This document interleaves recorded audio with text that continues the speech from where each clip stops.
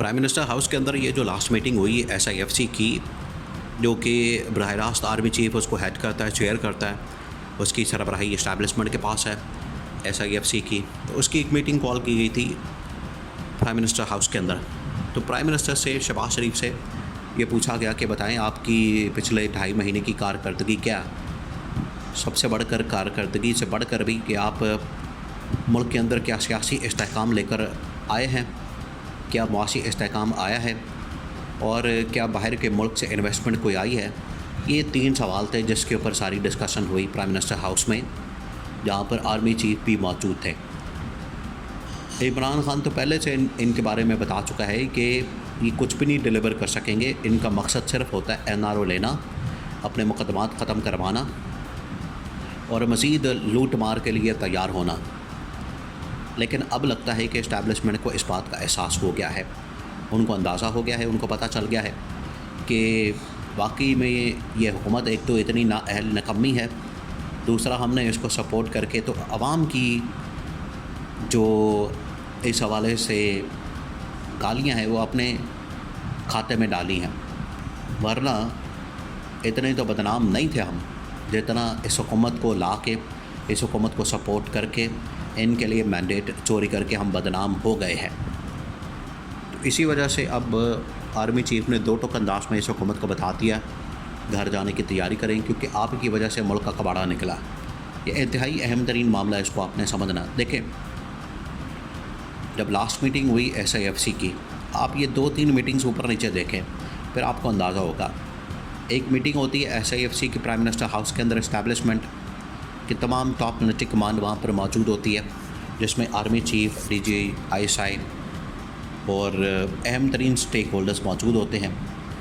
इसके अलावा 4 वज़राए आला, जिसमें अली अमीन गंडापुर, मरियम नवाज़ और मुराद अली शाह, और इसके अलावा जो सरफराज बुगटी बलूचिस्तान के CM हैं और उससे पहले सिंध के CM, अब वो सारे वहाँ पर मौजूद होते हैं।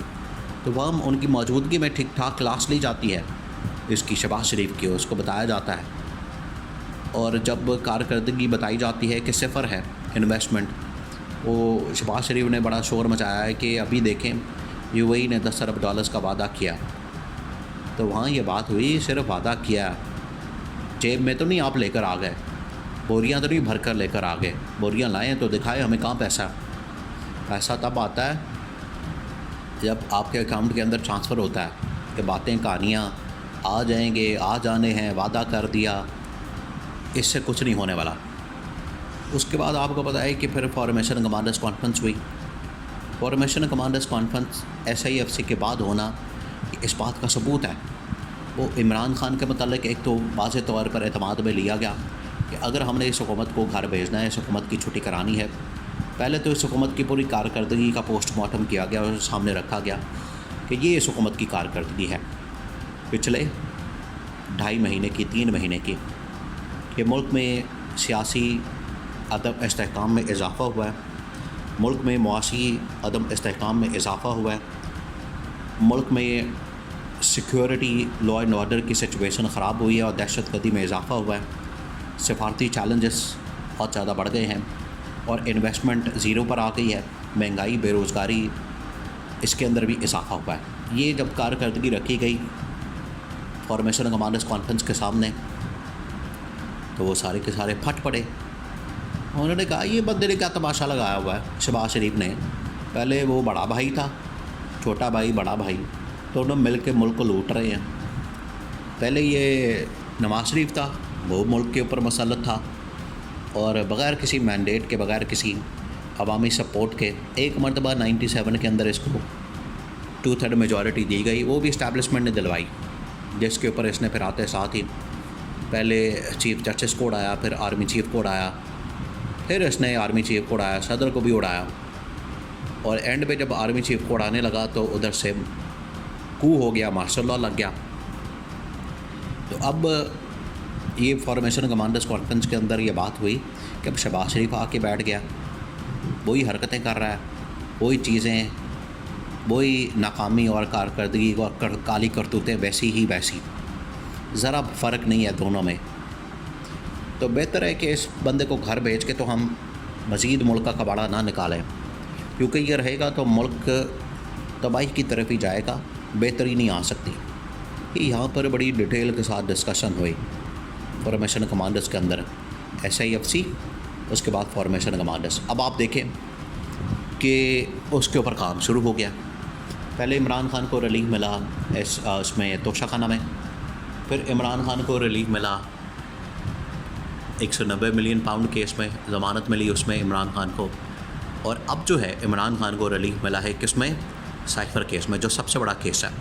और ये जो केस है इसमें इमरान खान को सिर्फ, इमरान खान ने पहले ही कहा था अपने वकला के ज़रिए कि आपने बरी करवाने के लिए मुझे जाना है, बरीयत के लिए जाना है, ये नहीं करना कि ज़मानत या रिमांड बैक या ट्रायल सही नहीं हुआ, नहीं, बरीयत के लिए जाना है, पहली बात। दूसरी बात ये कि chief justice Aamir Farooq Islamabad high court के, वो कह भी सकते थे कि ट्रायल वापस दोबारा किया जाए, दोबारा होगा ट्रायल, वो कर सकते थे। लेकिन क्योंकि इस्टेब्लिशमेंट ने भी ग्रीन सिग्नल दे दिया, इस्टेब्लिशमेंट की जानिब से भी ग्रीन सिग्नल आ गया, और इस्टेब्लिशमेंट ने भी बता दिया है कि बिल्कुल आपको गो हेड है और आप इमरान खान को रिलीफ दें। ये पहला इशारा, पहला सिग्नल और पहला इस बात का सबूत है कि इस्टेब्लिशमेंट भी आखिरकार इस बात के ऊपर आ चुकी है, मान चुकी है, और उन्होंने भी इसके ऊपर रजामंदी ज़ाहिर की है कि इमरान खान के साथ मुज़ाकरात करना वो अब वक्त की ज़रूरत है, मुल्क के लिए बड़ा ज़रूरी है। क्योंकि अगर ये हुकूमत बैठी रहेगी या हुकूमत रहेगी तो ये मुल्क का बेड़ा गर्क करते रहेंगे। और ये सुबह से शाम आप देखें कि जब डिफेंड करने का मौका है, देखिए इस्टेब्लिशमेंट को इस बात का भी बड़ा गुस्सा है शहबाज शरीफ के। एक तो उसने तबाही और बर्बादी फेरी, मुल्क का बेड़ा गर्क किया, कबड़ा किया। दूसरा ये कि जब भी इस्टेब्लिशमेंट के ऊपर हमला हुआ तो इन्होंने कहा हुकूमत से कि आप कोई हमारा दिफा करें, डिफेंड करें, तो ये दिफा करने नहीं आते थे। दिफा करने के लिए इनकी जानिब से कोई शख्स नहीं आता था। इस्टेब्लिशमेंट को इस बात पर बड़ा गुस्सा था, इस्टेब्लिशमेंट इस बात के ऊपर बड़ा गुस्से में आती थी, आप हमारे दिफा में क्यों नहीं आते। तो आज ये सूरत हाल है। उन्होंने कहा है कि इसको फारग करके इमरान खान जो दिफा करता था, आज भी इमरान खान अपोजिशन में होने के बावजूद, जेल में होने के बावजूद कहता है कि ये फौज मेरी है। कितनी बड़ी बात है। तो ये अब सिचुएशन जा रही है उस तरफ जहाँ पर इमरान खान को रिहा करके, इमरान खान की छुट्टी करा के, इमरान खान का मैंडेट असल हालत में जो 8 फरवरी 2024 के मुताबिक बनता है, नए इलेक्शन के साथ नहीं, नया इलेक्शन वाला ड्रामा है सिर्फ। 8 फरवरी को जो इलेक्शन हुए उसमें जो मैंडेट बनता है वो इमरान खान को वापस किया जाए और हुकूमत बनाई जाए।